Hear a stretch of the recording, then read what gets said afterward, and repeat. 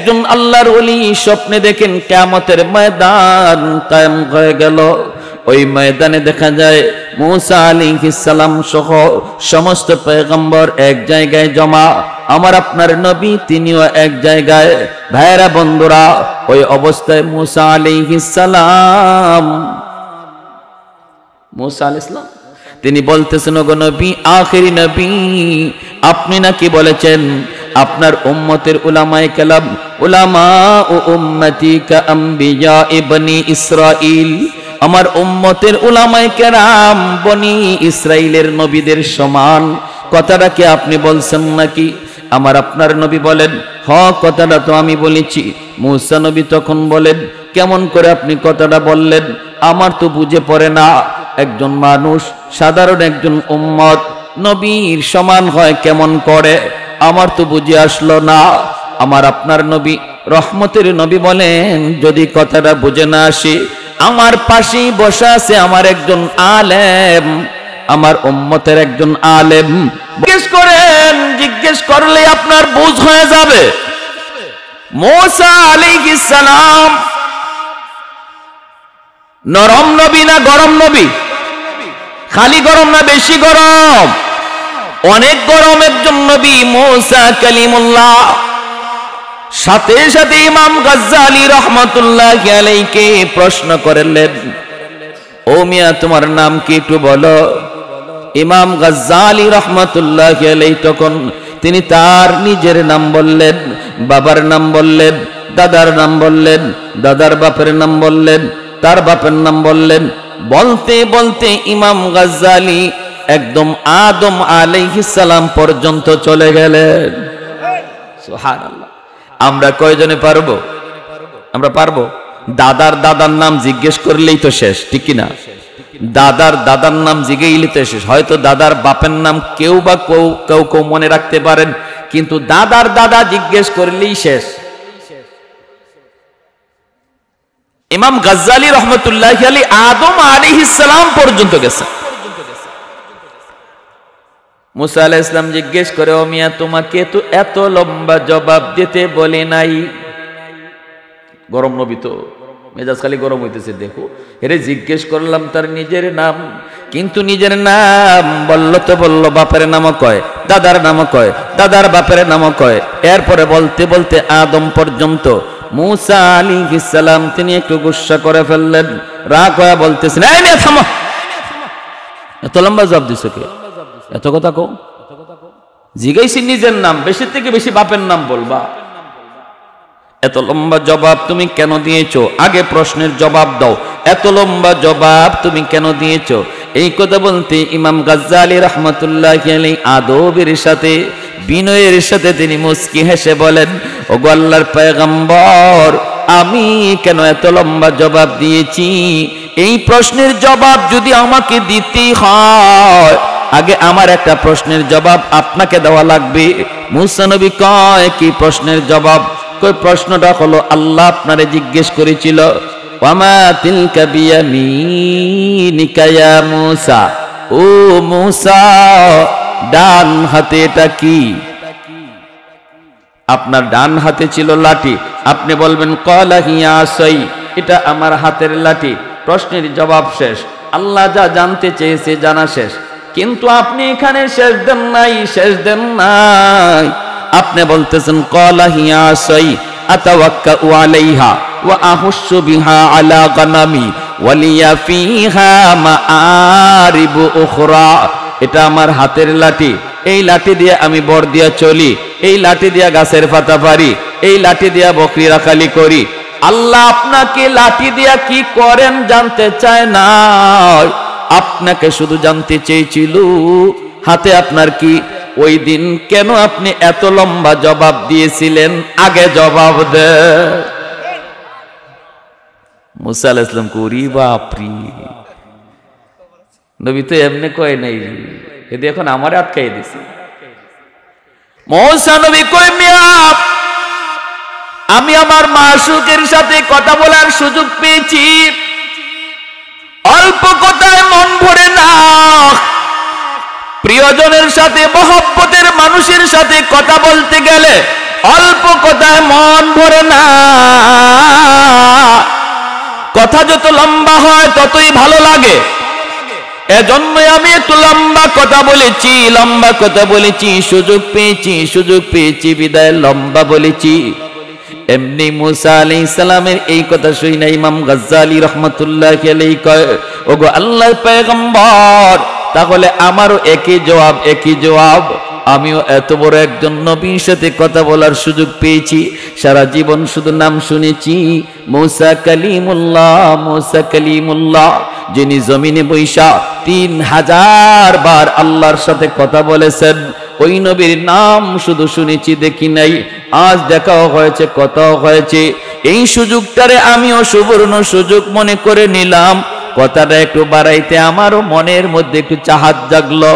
এক কথায় জবাব দিলে তো শেষ হয়ে যায়। আমিও আপনার মতো এই চিন্তায় লম্বা করেছি। সুবহানাল্লাহ, জোরে বলেন। লাজিদ্দাওয়ালা নিদ্দাওয়ালা হাদ্দালি মাওলা,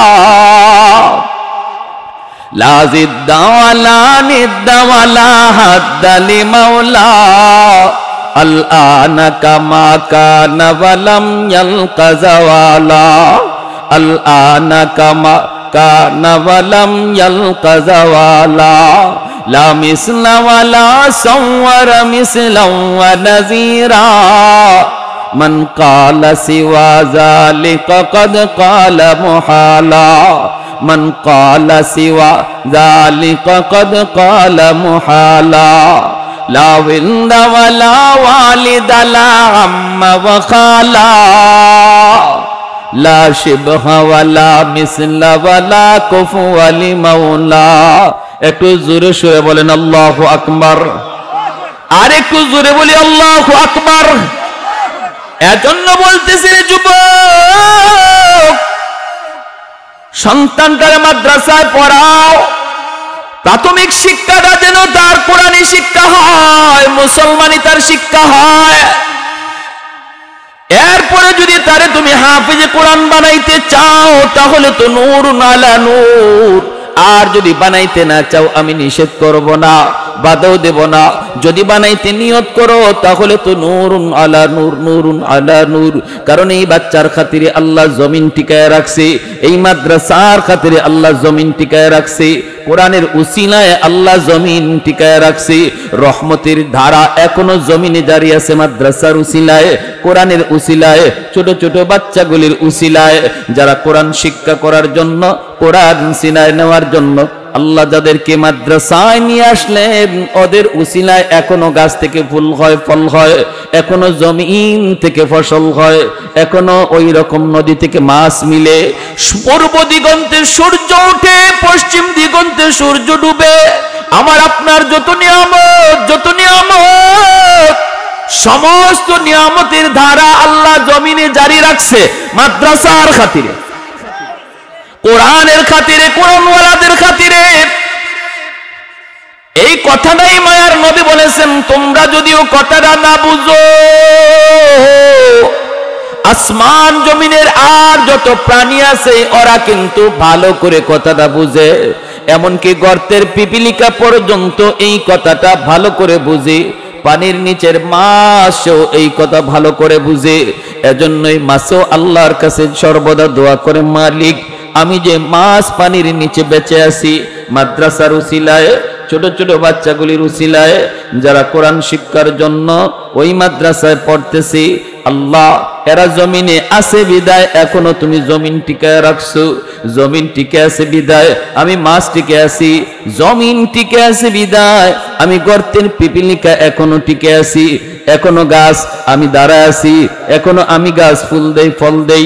ও মালিক, জমিনে এই উলামায়ে কেরামের সংখ্যা তুমি বাড়ায় দাও, ঘরে ঘরে কোরআনের হাফেজ তৈরি করে দাও, সমাজে মাদ্রাসা তুমি কবুল করে নাও, যেন দুনিয়ার হায়াত লম্বা হয়। যেরকম সুবহানাল্লাহ, আল্লাহ জমিনের হায়াত যেন লম্বা হয়। এজন্য উলামায়ে কেরামের হায়াতের ভিতরে বরকত দাও। হাফেজ কোরআন তুমি ঘরে ঘরে কবুল করে নাও। আপনাদের সমাজের জন্য এই মাদ্রাসা হলো রহমত।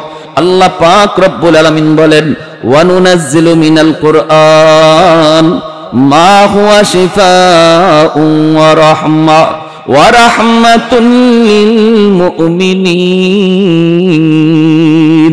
আল্লাহ বলেন, কোরআনকে আমি নাজিল করেছি তোমাদের জন্য রহমত বানাইয়া। কোরআনের প্রতিষ্ঠান হলো এলাকার জন্য রহমত, কোরআন হলো ঘরের জন্য রহমত, কোরআনের প্রতিষ্ঠান হলো সমাজের জন্য রহমত। যেই সমাজের মানুষগুলি মাদ্রাসাকে কদর করে, মাদ্রাসাকে ভালোবাসে, অন্তর দিয়ে মহব্বত করে, আল্লাহ বলেন এই সমাজের উপর আমি আল্লাহ রহমত নাজিল করি। আমরা আল্লাহ পাকের রহমত চাই কি চাই না? যেখানে রহমত আসে সেখানে গজব আসে না, আর যেখানে রহমত থাকে না সেখানে গজব নেমে আসে। আসমানি গজব আর জমিনি গজব থেকে যদি বাঁচতে হয় তাহলে কোরআনের তালিম চালু রাখতে হবে। করোনা, ওমিক্রন এ জাতীয় আরো মহামারী থেকে যদি বাঁচতে হয়, আল্লাহর কোরআনের শিক্ষা সমাজে আরো বাড়াইতে হবে। কোরআনের আওয়াজ বন্ধ করে কোনদিন করোনা দূর করা যায় না, কারণ করোনা আর ওমিক্রন আর আসমানি জমিনি গজব মানুষের ইশারায় চলে না, চলে আল্লাহর ইশারায়। আর আল্লাহর ইশারায় যে গজব চলে তা যদি দূর করতে হয় তাহলে কোরআনের রহমতের দ্বারাই দূর করতে হবে, ঠিক কিনা? এই কথাটা আমরা অনেকে বুঝি না, বুঝার চেষ্টাও করি না। বিধায় করোনার সময় ওয়াজ মাহফিল চলতো না। আরে যে ওয়াজের দ্বারা, যে কোরআনের আওয়াজের দ্বারা করোনা দূর হবে, এটা বন্ধ করে তুমি করোনা বিদায় করতে চাও, করোনা আরো দ্বিগুণ বেগে আসবে, ঠিক কিনা? জোরে এখন এই বুঝতেই নাই, এই বুঝতেই তো নাই। আমার ভাইয়েরা, বন্ধুরা, ভারতের একজন বহুত বড় আল্লাহর ওলি খাজা কুতুবউদ্দিন বখতিয়ার কাকি রহমতুল্লাহি আলাইহি, বহুত বড় আল্লাহর ওলি। মা এরকম দিনের বুঝ আছে বিধায় মা নিয়ে গেছেন মাদ্রাসায়। মনে রাখবেন, সন্তানের ব্যাপারে বাবার চেয়ে মার জিম্মাদারি বেশি। নবী বলেন, আল মারআতু রাঈয়াতুন আলা বাইতি যাওজিহা ওয়া ওয়ালাদিহি। সন্তানের ব্যাপারে আল্লাহ বাবাকে যদি জিগায় একবার, মারে জিগাবে দুইবার, কারণ সন্তান মাকে বেশি টাইম পায়, মাকে বেশি টাইম দেখছে। গর্ভে ছিল তাও মায়ের সাথে, দুধ খাইছে তাও মায়ের সাথে, একটু বড় হইছে ঘরে হাঁটাচলা করে তাও বেশি টাইম মারেই দেখে, কারণ বাবা বাহিরে থাকে, ঠিক কিনা? এজন্য আল্লাহর নবী বলেন, একজন সন্তান সে আল্লাহ চিনল কিনা, সে মুসলমানি শিখল কিনা, এই প্রশ্নের জবাব বাবা যদি দেয় একবার, মায় দেওয়া লাগবে দুইবার। আমার মা বোনেরা একটু খেয়াল করে শুনো, একটু মনোযোগ দিয়ে শুনো, মায়ের নবীর হাদিস বলতেছি। এরকমই একজন মা খাজা কুতুবউদ্দিন বখতিয়ার কাকি রহমতুল্লাহি আলাইহির মা ওই বাচ্চাটারে শিশুকালে মাদ্রাসায় নিয়ে গেছেন। যে উস্তাদদের কাছে বলতেছেন, উস্তাদজি আমার ছেলেটারে আপনি আলিফ বা তা সা শিখায় দেন। উস্তাদজি বলতেছে, বাবা কুতুবউদ্দিন তুমি পড়ো আলিফ বা তা সা জিম। কিন্তু ছাত্র কয়, না না উস্তাদজি আলিফ বা তা সা নয় গো, আলিফ লাম মিম যালিকাল কিতাবু লা রাইবা ফীহ। এতটুকুই শুধু নয়, উস্তাদের সামনে ছোট্ট বাবু কুতুবউদ্দিন এক বসায় কোরআনের 15 পারা হিফজ শোনায় দিল। আল্লাহর কালামের 15 পারা মুখস্থ উস্তাদের সামনে শোনায় দেয়। উস্তাদের চোখ দিয়া দর দর করে পানি ধরতে লাগলো, আর উস্তাদ কান্দে আর কই, বাবা কুতুবউদ্দিন কি শুনাইলি? তোর মা বলছে আলিফ বা তা সা শিখাইতাম, আর তুমি কিনা আমাকে আলিফ লাম মিম শুনাইতেছ। শুধু শোনাও নাই, তুমি তো কোরআনের 15 পারা আমারে হিফজ শোনায় দিছ। বাবা তোমার মা কেন এমন ভাবে মজাক করলো, কেন আমার সাথে ঠাট্টা করলো? চলো তোমার মায়ের কাছে যাব। উস্তাদজি কুতুবউদ্দিন বখতিয়ার কাকিকে লইয়া মায়ের কাছে আইয়া তিনি ডাক দিয়া বলতেছেন, মা গো, ও মা তুমি কেন এমন মজাক করলা? কি মজাক? মা পর্দার আড়াল থেকে জানতে চায়। উস্তাদজি বলতেছে তুমি বলছো আলিফ বা তা সা শিখাইমু, কিন্তু তোমার ছেলে কুতুবউদ্দিন আলিফ বা তা সা পড়ে নাই গো, সে তো আলিফ লাম মিম বইলা আল্লাহর কোরআনের 15 পারা মুখস্থ শোনায় দিছে। এ মা কেন মজাক করেছো, কেন ঠাট্টা করেছো? মা তখন চোখের পানি চাইরা কান্দে আর কয় উস্তাদজি খুদার কসম আমি মা নিজেও জানি না আমার ছেলে কুতুবউদ্দিন কেমন করে 15 পারা মুখস্থ করছে। তবে আমার যদ্দূর মনে পড়ে উস্তাদজি, আমার সন্তান পেটে আসার পর থেকে নিয়ে আমি বেহুদা কোনো কাজ করি নাই, বেহুদা কোনো কথা বলি নাই, শুধু আমি কোরআন তেলাওয়াত করতাম। যখনই আমি তারে দুধ পান করাইতাম, দুধ পান করানোর সময় আমি বেহুদা কোনো কথা বলতাম না।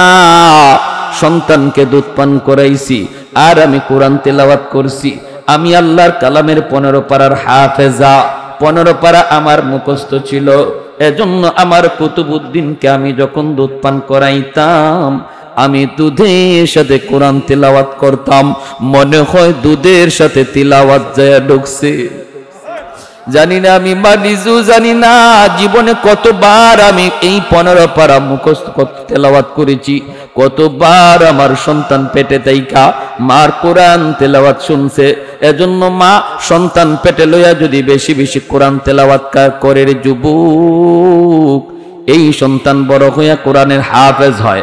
মা সন্তান পেটে লইয়া যদি বেশি বেশি গান শুনে, এই সন্তান বড় হইয়া গানের মাস্টার হয়। মা সন্তান পেটে নিয়ে যদি বেশি বেশি করে টক খায়, সন্তান বড় হইয়া টক প্রিয় হয়। মা সন্তান পেটে নিয়ে যদি বেশি বেশি মিষ্টি খায়, সন্তান বেশি বেশি মিষ্টি প্রিয় হয়। মা সন্তান পেটে নিয়ে যদি পর্দার ভিতরে চলে, সন্তান মেধাবী হয়। আর সন্তান পেটে নিয়ে মা যদি বেপরদায় চলে, এই সন্তান বোকা হয়। 16 ডিসেম্বর আমি মাহফিলে বের হয়েছি, দেখলাম নারী পুরুষ অবাধে বের হয়েছে রাস্তায়। রাস্তাঘাটে চলা মুশকিল হয়ে গেছে, গাড়ি নিয়ে যাওয়া মুশকিল। এর ভিতরে হঠাৎ করে নজর পড়ে গেল একটা মহিলা, সেও বেপরদায় নেমে এসেছে। কিন্তু তার হালত দেখে আমি বুঝলাম এই মহিলা গর্ভবতী, অল্প দিনের ভিতরেই হয়তো বাচ্চা দুনিয়াতে আসবে। দেখতে ভয় লাগে। এমন একজন মা, তুমি যদি সন্তান লইয়া বেপরদায় বের হয়েছ, কোটি টাকা সন্তানের পিছনে তুমি খরচ করতে পারো, তবুও তার ব্রেইন খুলবে না, জেহেন খুলবে না, বোকা থাকবে, বোকা প্রতিবন্ধী হবে। ভাইয়েরা আমার, জন্যই কুতুবউদ্দিন বখতিয়ার কাকি রহমাতুল্লাহি আলাইহির মা বলতেছে উস্তাদজি আমার সন্তান কুতুবউদ্দিন দুধ পান করার সময় মায়ের দুধ খাইছে আর কোরআন তেলাওয়াত শুনছে। যেরকম সুবহানাল্লাহ। তাহলে বলুন, মার দুধ খাওয়ার সময় যদি কোরআন তেলাওয়াত দুধের সাথে যায় ঢোকে, দুধ খাওয়ার সময় যদি সন্তান গান শুনে, মা যদি নাটক দেখে আর সিনেমা দেখে, এই গানের আওয়াজও দুধের সাথে ঢুকতে পারেনি না পারে না। ময়মনসিংহ এলাকায় গেলাম, এক ওয়াজ অসুবিধা দিতেছে আপনাদের। চা দিছে আমারে, চা খাইতেছি, দেখি চা ঝাল লাগে। চা কি লাগে? কি ও ভাই, চা কি ঝাল লাগে? আমি কই ইন্না লিল্লাহ। আমরা তো চার সাথে চিনি দেই, এরা মনে হয় চার সাথে মরিচের গুঁড়া দেয়। এই এলাকায় মনে হয় সিস্টেম এইটা, নাইলে চা ঝাল লাগতো কেন? তো আমি বললাম যে ভাই এদিকে আসেন। কি সে হুজুর? আমি চাটা খাইয়া দেখেন তো। খাইছে, চা তো ঝাল লাগে। আমি কি ব্যাপার কি, আপনাদের এলাকায় মরিচের গুঁড়া দেয়? না হুজুর, এটা কি কর? আমি তো তাড়াতাড়ি দেখেন তো ঘটনা কি। বলে মনে হয় মরিচের গুঁড়া দিয়া লাইছে, চিনি মনে করিয়া। এমন গেছে যায় দেখে, না হুজুর মরিচের গুঁড়া দেয় নাই, তরকারির পাতিলে চা জাল দিছে। কোন পাতিলে? তরকারির পাতিলে চা জাল দেওয়ার কারণে তরকারির পাতিলের আসর চার উপরে পড়ছে, তাহলে পাত্রের আসর বস্তুর উপরে পড়ে, ঠিক না? মা হলো পাত্র, বাবা হলো পাত্র। এই বাপ মার আসর সন্তানের উপরে পড়বে। এজন্য সন্তান যদি নেককার চাও, দিনদার চাও, আল্লাহওয়ালা চাও, সন্তান যদি নামাজি চাও, ভদ্র সন্তান চাও, মানুষের মাঝে সন্তানের সুনাম ছড়ায় পড়ুক, অমুকের একটা ছেলে এত ভালো এত ভদ্র, এমন সুনাম যদি চাও যে সন্তানের কারণে বাপ মার নাম উজালা হোক, তাহলে সবার আগে বাপ মা ঠিক হয়ে যাও। সবার আগে কি ঠিক হও? বাপ মা ঠিক হয়ে যাও। বাবা যদি নামাজি হয় সন্তান নামাজি হয়, মা যদি নামাজি হয় সন্তান নামাজি হয়, মা যদি পর্দানিসীন হয় সন্তান পর্দানিসীন হয়, মা যদি কোরআন তেলাওয়াত বেশি বেশি করে সন্তান কোরআনের হাফেজ হয়।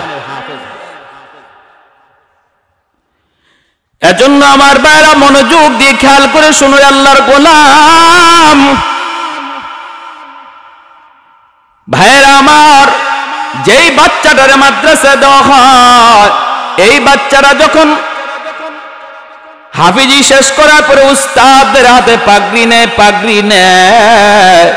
পাগড়ি নেওয়ার সময় সমস্ত উস্তাদগণ তারে পাগড়ি দেয়, এলাকার মানুষেরা তারে মাথায় পাগড়ি পরায় দেয়।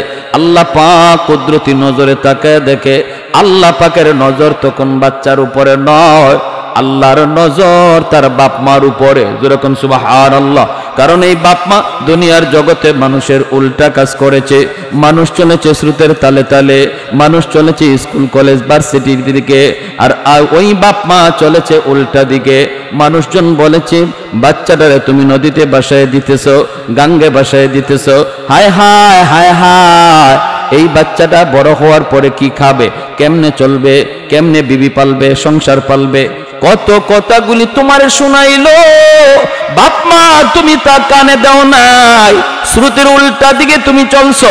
মানুষের কথায় যদি গাঙ্গে বাসানো হয় তুমি তাই করেছো। আমি আল্লাহকে খুশি করার জন্য, আমার নবীকে খুশি করার জন্য তুমি এমন করেছো। অতএব বান্দারে, হাসরের ময়দানে আজ দুনিয়াতে সন্তানের মাথায় পাগড়ি পরায় ওস্তাদ, আর হাসরের মাঠে আমি আল্লাহ তোমাদের বাপ মার মাথায় পাগড়ি পরাবো। মুসা আলাইহিস সালামের আম্মা সন্তান নদীতে ভাসায় দিছেন, ভয় পাইছেন ফেরাউনের বাহিনী আমার সন্তানকে মেরে ফেলবে। ফাআওহাইনা ইলা উম্মি মুসা আন আরদিঈহ فإذا خفت عليه فألقيه في اليم ولا تخافي ولا تحزني। আল্লাহ বলে, মুসার মা ভয় পেও না, সন্তানকে দুধ পান করো, আমি আল্লাহর নির্দেশ, সন্তানকে দুধ পান করো। আর যদি তুমি ভয় পাও আমার কথা মতো তুমি মুসাকে নীল দরিয়ায় বাসায় দাও। ভয় পেও না, টেনশন করো না, সন্তান ডুবে যাবে, সন্তান মারা যাবে, আমার কথা মতো যদি তুমি নদীতে বাসায়ও দাও, আমি ওয়াদা দিলাম এই সন্তানকে আমি আল্লাহ হেফাজত করব। আর অল্প দিনের ভিতরেই তোমার সন্তান আবারও তোমার কুলে ফিরিয়ে দেব। শুধু সন্তান হিসাবে নয়, তোমার কুলে ফিরাব নবী বানাইয়া। সুবহানাল্লাহ, জোরে খান। এই যুগে নবী নাই, নবীর ওয়ারিস আছে, ঠিক না? এই যুগে নবী নাই, নবীর ওয়ারিস আছে উলামায়ে কেরাম। আপনার সন্তানটারে যদি মাদ্রাসায় দেন, মানুষে বলবে নদীতে বাসায় দিছে, গাঙ্গে বাসায় দিছে, হায় হায় পোলাটা জীবনে চলবে কিভাবে, খাইবে কেমন করে। আপনি যদি বলেন যাও নদীতে ভাসাইলে ভাসায় দিছি, নদীতে ভাসাইলে ভাসায় দিছি, এই ভাষা নিতে যদি আমার আল্লাহ খুশি থাকে আমি ভাসায় দিলাম। আল্লাহ পাক মুসা নবীর মার কাছে সন্তানকে যেমন ভাবে নবী বানায়া ফেরত দিছে, তোমার আমার সন্তানকে আল্লাহ পাক আবারও তোমার কুলি ফিরিয়ে দিবে, কিন্তু নবী বানায়া না, নবীর নায়েব বানাইয়া। সুবহান, আর একটু জোরে কোন সুবহানাল্লাহ। নবী হওয়ার দরজা নাই রে আল্লাহর গোলাম। এজন্য মনটারে ছোট করো না, মনটারে বড় করো। সন্তানরে নদীতে ভাসায় দিলেন মুসার আম্মা, কাঠের বাক্সের ভিতরে ঢুকাইয়া নীল দরিয়া ভাসায় দিচ্ছেন। আর ছোট্ট মেয়েটারে মরিয়মরে বলতেছেন, মা তুমি নদীর পাড়ে পাড়ে যাও, আর শুধু খেয়াল রাখবা কোন দিকে তোমার ভাইয়া যাইতেছে, কোন দিকে যাইতেছে? ভাইরে নদীর পানিতে ভাসায় দিলেন, আর মেয়েটারে বললেন নদীর পারে পারে তুমি যাইতে থাকো। ভাইয়েরা বন্ধুরা, নীল দরিয়া কাঠ ভাসায় দিচ্ছেন, পানির স্রোত যেই দিকে চলতেছে আল্লাহ পাক নীল দরিয়ারে হুকুম জারি করেছে, এরে নীল দরিয়া শুন, আমার মুসারে তোর তালে তালে নিবি না, আমার মুসারে তোর উল্টা দিকে নিয়ে যা। স্রোতের তালে তালে না, স্রোতের উল্টা, স্রোতের উল্টা, স্রোতের উল্টা বাক্স চলতে শুরু করলো, উল্টা দিকে যাইতেছে ফেরাউনের দরবারের দিকে। ফেরাউনের দরবার হলো মুসা নবীর যেই বংশের বনি ইসরাইল, এই বনি ইসরাইল থেকে উল্টা দিকে হলো ফেরাউনের দরবার, আর এই বাক্সটাও উল্টা দিকে যাইতেছে উল্টা। মরিয়ম নদীর পারে পারে যায়, ভাইয়া নদীর পানিতে ভাসতেছে আর বোনটা নদীর পারে পারে যাইতেছে। এইভাবে ভাইয়া যাইতেছে একদিকে, বোন যাইতেছে একদিকে, দুজন একই দিকে যায়, কিন্তু একজন পারে আরেকজন পানিতে ভাসে। ভাইয়েরা বন্ধুরা, হঠাৎ করে বোন তাকে দেখে যেখানে বাঘের ভয় সেখানে, যেই ফেরাউনের ভয়ে আমার আম্মা আমার ভাইয়াকে নদীতে ভাসাইলো, ওই ফেরাউনের ঘাটেই যাইয়া ভাইয়া লাগলো। বোনটা ছোট্ট 10 বছর বয়স, কলিজায় কামড় দিয়ে উঠলো, হায় রে এখন বুঝি আমার ভাইয়াকে নিয়ে জবাই করবে। ফেরাউনের বিবি আসিয়া নদীর ঘাটে আসলেন, আইসা বাক্স থেকে উঠায়া দেখেন এত সুন্দর বালক, পূর্ণিমার চাঁদের চেয়েও যার চেহারা বেশি সুন্দর। কারণ আল্লাহ যেই যুগে যেই যারে নবী বানান, ওই যুগে নবীর চেয়ে সুন্দর আর কাউরে বানান না, ওই যুগের সবচেয়ে সুন্দর আল্লাহ নবীকে বানান। যেই যুগে যেই নবী, ওই যুগে ওই নবী সবচেয়ে সুন্দর। এজন্য কাদিয়ানি নবী হইতে পারে না, এটাও একটা দলিল। কাদিয়ানি কখনো নবী হইতে পারে না, কারণ এর এক চোখ কানা আছিল। কাদিয়ানির কি আছিল? কোন নবী এমন নাই যে কোন অঙ্গে খুঁত আছিল। আদম আলাইহিস সালাম থেকে নিয়া একদম আমাদের নবী পর্যন্ত এমন কোন নবী নাই যে নবীর শরীরে কোনো একটা খুঁত আছিল, কোনো একটা দোষ আছিল। আর এই খানার করে খানায় নিজের নবী দাবি করে, এজন্য মরছে টয়লেটও ভইরা। কাদিয়ানি কোনানো ভইরা মরছে জানেন? বাথরুমও ভইরা মরছে। হাই হাই হাই হাই। কাদিয়ানীদের বিরুদ্ধে যদি আন্দোলন হয়, নবীর আশিক মাত্রই, আওয়াজ শোনা মাত্রই আন্দোলনে শরীক হতে হবে, নতুবা নবীর সামনে মুখ দেখানো যাবে না। আমার নবীর খতমে নবুয়ত, এটা নবীর শান, এটাই আমার নবীর শান, খতমে নবুয়ত। নবী শেষ নবী, অতএব খতমে নবুয়তের চেয়ার নিয়ে যদি কোনো বেঈমান টানাটানি করে, আর আমি আশিক হইয়া যদি চুপচাপ বসা থাকি আর বলি এটা হুজুরদের কাজ, এটা মৌলবীদের কাজ, তাহলে নবীর সামনে সুপারিশ তো দূরের কথা, মুখ দেখানো যাবে না। আওয়াজ দিয়ে এখন ঠিক কিনা? এজন্য উলামায়ে কেরাম যখনই শুনবেন কোন ইস্যু নিয়ে আপনাদেরকে ময়দানে ডাক দিছে, মনে রাখবেন এটা আপনার ইস্যু, এটা হুজুরদের ইস্যু না, এটা প্রতিটা মুসলমানের ইস্যু, এটা গোটা মুসলিম উম্মাহর স্বার্থে। ইমান বাঁচাও আন্দোলন উলামায়ে কেরাম ডাক দেয়। উলামায়ে কেরাম মেম্বার চেয়ারম্যান হওয়ার জন্য মাদ্রাসা বন্ধ দেয় না। উলামায়ে কেরাম যদি মাদ্রাসা বন্ধ দেয়, গোটা মুসলিম উম্মাহর ইমান রক্ষার জন্য দেয়। ঠিক কিনা জোরে কোন? মেম্বার চেয়ারম্যান হওয়ার জন্য না। চেয়ারম্যানই মেম্বারে আপনারা করেন, মরা গরু আড্ডি যা চাবে এবার চাবান, কিন্তু আমাদেরকে আমাদের খেদমত করতে দেন। ঠিক কিনা? আঙ্গুল দিবেন না, কোরআন হাদিসের কোনো বিষয়ে আঙ্গুল দিতে আসবেন না। আপনাদের দায়িত্ব আপনাদের মতো চালান, অসুবিধা নেই, আমরা বাধা দিই না, আমরা কাউরে নামাইও না, কাউরে বসাইও না, কিন্তু আমরা আমাদের যে দায়িত্ব নিয়ে আসি এই দায়িত্বে কেউ হাত দিবেন। প্যারে হাজিরিন, ফেরাউনের স্ত্রী আসিয়া মুসা আলাইহিস সালাম রে দেখকেই মায়া লাগিয়ে গেল। মায়া তো লাগবেই, এত সুন্দর বাচ্চা, আবার ছেলে সন্তান নাই, কোনো সন্তান নাই।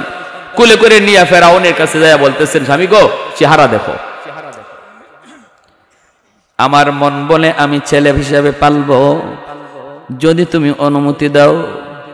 ফেরাউন কয় আমি তো অনুমতি দিমু, কিন্তু পাইছো কই? কই নদীর ঘাটে। নদীর ঘাটে পাইছো তো, পোলার বাচ্চা কোথায় এটার তো খবর নাই। জ্যোতিষীরা বলেছে বনি ইসরাইলের এক পোলার হাতে আমার রাজত্ব যাবে, ক্ষমতা যাবে। এটা কোন পোলা, বাড়ি কোথায় জানি না, শুনি না। তুমি তো আনছো তোমার মায়া লাগে, কিন্তু ছোট ছোট বাচ্চা পোলাপান দেখলে আমার ডর লাগে। কারণ চোরের মনে পুলিশ, জোরে কোন চোরের মনে, ওয়ারেন্টের আসামি দেখবেন ঘরের মধ্যে ঘুমায় রয়েছে, গাছের পাতা পড়ছে, পুলিশ মনে করে দৌড় দিছে। পুলিশ আইছে, পুলিশ আইছে। কি হয়েছে? বুট জুতার আওয়াজ পাইছি। ধুর, বাতাস আইছে। ফেরাউনের মনের ভিতরে ডর। ওই বাচ্চা কোন বাচ্চা, ওই বাচ্চা কোন বাচ্চা, ওই পুলা কোন পুলা, যার